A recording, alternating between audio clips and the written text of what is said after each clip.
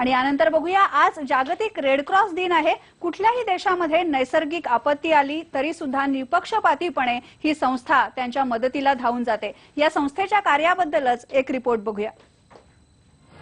देशात कुठलंही नैसर्गिक किंवा मानव निर्मित संकट येऊ, एक संघटना आहे जी आपल्यासाठी नेहमीच धावून येते, अगदी युद्धात सुद्धा।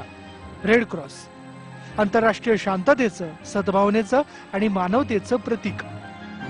एनी ह्युमन प्रॉब्लेम काय आला तर रेड क्रॉसचा खूप मोठा भाग असतो। वॉर हा एक खूप मोठा आमचा एरिया आहे, तर दिल्ली रेड क्रॉस म्हणा किंवा जिथे जिथे रेड क्रॉसचे ब्रांचेस आहेत तिथे काही स्पेसिफिक लोक या गोष्टीची ट्रेनिंग घेतात। रेड क्रॉस इंटरनॅशनलची स्थापना 1919 ला जिनिवाला झाली। त्यापाठोपाठ मुंबईतही 1920 ला याचं काम सुरू झालं आणि आतापर्यंत शहरावर आलेल्या अनेक संकटात संस्थेच्या व्हॉलेंटियर्सनी महत्त्वाची भूमिका बजावली आहे।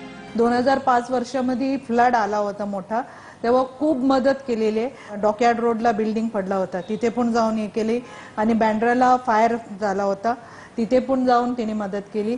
26/11 ताजमध्ये बॉम्ब हे झाला होता, तिथे पण रेड क्रॉसने जाऊन मदत केली होती। संस्थेचं आता पुढलं लक्ष आहे ते मुलांना शाळेपासूनच आपत्कालीन परिस्थितीसाठीचं ट्रेनिंग देणं। यासाठी संस्थेची युथ विंग ज्युनियर रेड क्रॉसही स्थापन झाली आहे।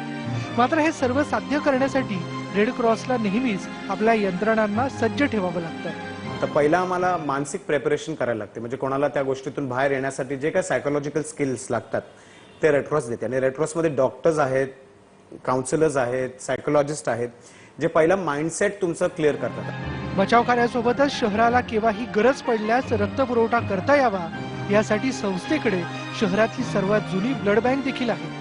स्वतः 1859 ला युरोपात एका युद्धात जखमी झालेल्या श्री हेनरी डुनॉन्ट आणि त्यांचे व्यापारी मित्र गुस्ताव मोयनियर यांनी सेवाभावाने सुरू केलेल्या या संस्थेने आतापर्यंत अनेक देशांमधल्या अगणित नागरिकांचे प्राण वाचवले आणि ही रेड क्रॉसची चळवळ यापुढेही अशीच वाढत जाणार आहे। सिनियर व्हिडिओ जर्नलिस्ट गणेश काळेसह रोहन कदम, IBN लोकमत, मुंबई। यानंतर इथेच आपण थांबणार आहोत, पण जाता जाता आमच्या टॉक टाइम बद्दल। आज टॉक टाइम मध्ये आपण बोलणार आहोत पाठदुखी बद्दल।